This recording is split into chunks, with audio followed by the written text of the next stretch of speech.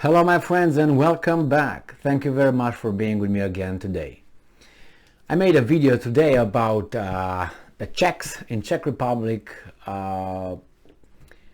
organizing some protests in Prague, in their capital.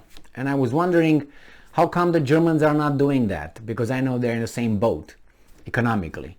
So they were anti-government and anti-sanctions, the protests, and also about the poor economic situation and the standards of living dropping. Now guess what? I found an article. I mean, it was just came and dragged me and said, hey Emil, here I am. An article with the Germans doing the same thing in Berlin. So this article comes from Sputnik and it's about 46 minutes ago from, as I said, the 8th of October, I'm in November now, October 2022. Thousands rally in Berlin to protest government's policies. Call for lifting Russian sanctions. Several thousand protesters assembled outside the Reichstag, a historic government building in Berlin that houses the lower house of the German parliament, to show their disapproval of the government's policies and calling on the authorities to lift sanctions against Russia. The demonstration held under the banner, "Our country first." Is Putin there? Is Trump there? Yeah. Our country first. Yeah, okay, so was staged by the opposition right-wing Alternative for Germany, AfD party. The participants blamed the government for rampant prices, in other words, social utilities, and called for the policies, for social policies, and called for the sanctions on Russian oil and gas supplies to be lifted. And I'm quoting, "Some activists could be seen waving German and Russian flags and carrying posters that said, 'I want Russian gas and oil,' and again quoting, 'Those who remain silent today will freeze tomorrow.' Others were holding signs both in German and in Russian." In September, the AfD party announced its protest campaign to express dissatisfaction with a sharp increase in food and energy prices in Germany, and demanded an end to the economic war, the lifting on anti-Russian sanctions, and the commissioning of the Nord Stream 2 gas pipeline. These were among others who said, well, don't have gas, the Nord Stream 1 doesn't work for maintenance reasons, let's open the Nord Stream 2, which is operational, is ready to go. And then someone took care of it, and I guess the Russians took care of it, so these guys cannot get more gas. Like the Russians could have just said, it's it doesn't turn on, man, it can't open it, can't, man, it's another maintenance issue here. They had to blow it up. Nah, it must have been someone else. We don't know yet. The first protests were held in the German cities of Leipzig and Magdeburg, among others, and gathered several thousand people.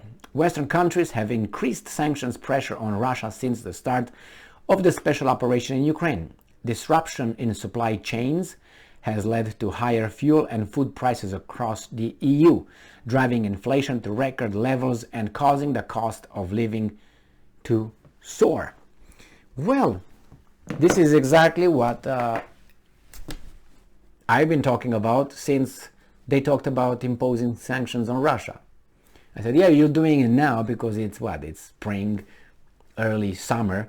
But how about when, if we get to October, November? Remember I said by October, November, things will start being murky and maybe it's going to be done, because you're going to have the citizens, the population is going to rise up, hopefully, and demand what is theirs, which is their life. And say, you know what, we don't have to put up with this BS because you are paid by those, supported to impose sanctions on those, and we are the ones who don't have electricity, don't have gas, don't have pay a lot of money for the car to fill up the the fuel tank, And who's going to pay all this money that you're borrowing supposedly to help us pay our high bill of energy? We're going to pay it. Our children will pay it. So we are the ones who are really smashed. And you guys are in power. The other guys make a ton of profit. The other guys over there are not doing as bad as we do. And who are the worst, the winners here? We are, right? Yeah. So I think this kind of mass protests will increase as winter sets in. And I wouldn't be surprised if they will paralyze the country.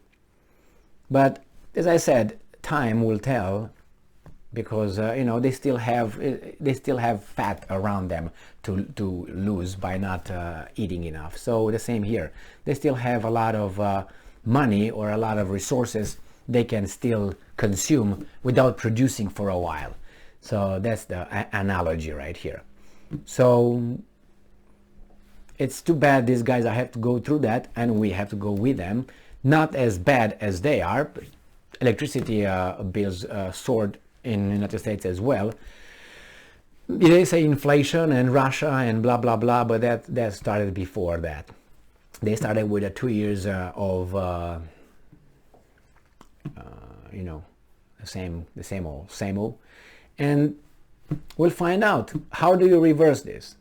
It's not going to be like, oh, today we do just turn some switches off and everything becomes, inflation drops to, 2% or 3%, our salaries increase, 5%, the stock market is going to be booming, the pension is going to be increasing, and we're going to be all happy. No. I don't think we're going to come out of this like that at all. And with this, these guys get more power. Because, for instance, in Czech Republic, in Prague today, there were some signs. The protests in Prague were organized by the unions. So the unions are kind of like, they are left-leaning, some of them communist, straight there. And as I said, the keyword is some of them. So anyway, I see the need of unions, but it's like anything else. Once it gets too big, it becomes corrupt and in cahoots with the guys that are supposed to, whose feet are supposed to keep to the fire, which they don't. They go together, drink and party and ladies of the night and all that. So that's what's in Prague. And there were some demands over there by these union leaders that the government should impose some price caps. They should control the prices. So let's say the milk is, let's say $3. I'm giving you all in the United States. Let's say $4 a gallon. You can't buy more than $4 an hour. $4 a gallon. Yeah, but you're not going to have it, because it's not going to make sense for the companies. They can't survive like that unless you give them money. So the government is going to borrow money to subsidize the farmers and whomever is going to bring the milk, to drop it to $4 a gallon. The excess to, like real price to produce it and bring it and all that would be, let's say, $10. The $6 will pay who? The government, who got some loans, and the loans will be with interest, and they will be dropped on whose head? On the one who pays right now only $4. We're going to pay the rest, the $6 difference plus the interest, and us and our children and so on. So that's how these weasels are solving the problem. Raising taxes, borrowing money, and then they're still in power. I remember when I spoke with a guy who wanted to, he was lobbying and he wanted to get elected. So I asked him, he came, and I'm not going to tell you the context. Anyway, I asked him, okay, so what is your plan? What is your plan for instance, for our investment? So we can invest there. What are you going to offer? What will we have? What's your plan? What's your economic plan? And he was whistling out, fast and nothing of essence. And I kept pressuring.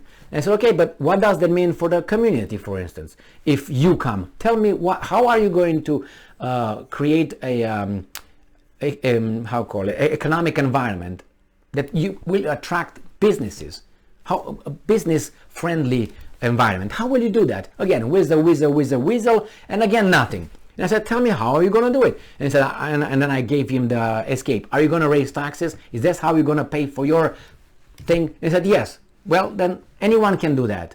Anyone can say, vote for me, I'm going to raise taxes, I'm going to fix your problems. You're not going to fix my problems if that's your solving of a problem. Raising taxes, you're going to solve that problem. No, you have to create a healthy business environment so you can attract businesses, the creators of jobs, and real taxes. That's how you do it, not tax us more. What's they going to do? I can't buy anything. You're gonna depress the whole community, the whole state.